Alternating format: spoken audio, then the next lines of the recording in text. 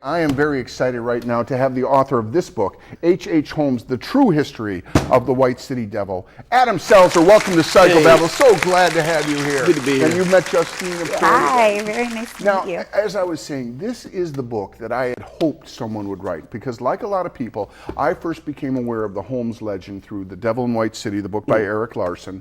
But reading that book, I was not all that interested in World's Fair architecture, and as a friend of mine said, yeah, I wanted to read chapter 1, 3, 5, 7, 9. I said, why not just a book about Holmes? And God damn it, here it is, finally.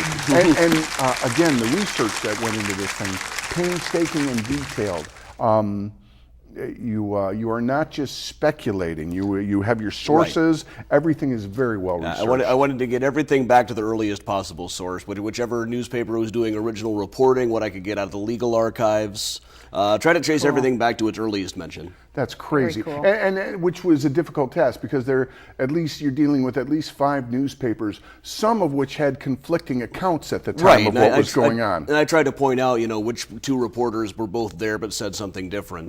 But we had more than half a dozen papers just in Chicago alone. Right. And I wanted to use the Chicago papers for the Chicago angles. A lot of books have been using like New York reporting on what was going on in Chicago, and these New York papers didn't send reporters to Chicago. They were just getting it out of Chicago papers. Oh, wow. Well, and now let's. One of the great things about your book, it clears up a lot of misconceptions. If someone had asked me before I read your book, who was H.H. Holmes, I would have gone with the party line about he had this murder castle in Chicago, and during the World's Fair, he rented rooms to people who then mysteriously disappeared, and he chopped up in the basement.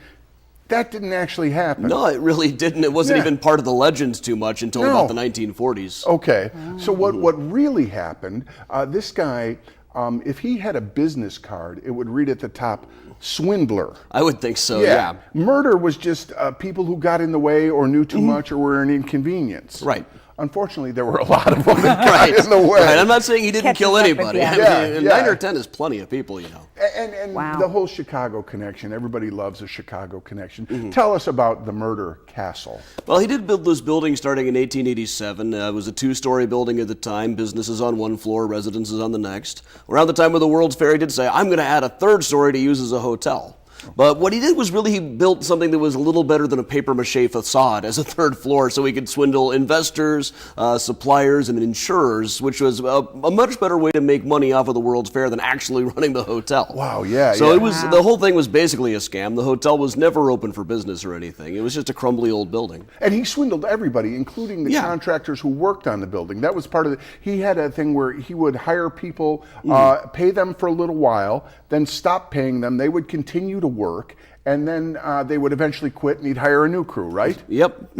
He would insult their work, say, "You did a bad job, get out of here." He managed to get out of, even in court now and then, he would say, well, the supplies you sent me were an inch too short, so the whole contract is null and void. How infuriating. And, luckily, we have so many of the details of this were actually preserved, too, because he got sued constantly. Yeah. And it's all still in the legal archives. Didn't you say he had about 60 lawsuits going at one time? That I've been able to find. He was sued about 60 times in Chicago. And that's just in Chicago alone, yeah. Now, and again, clearing up misconceptions, he did not just stay in Chicago. This guy was on the move a lot. Right.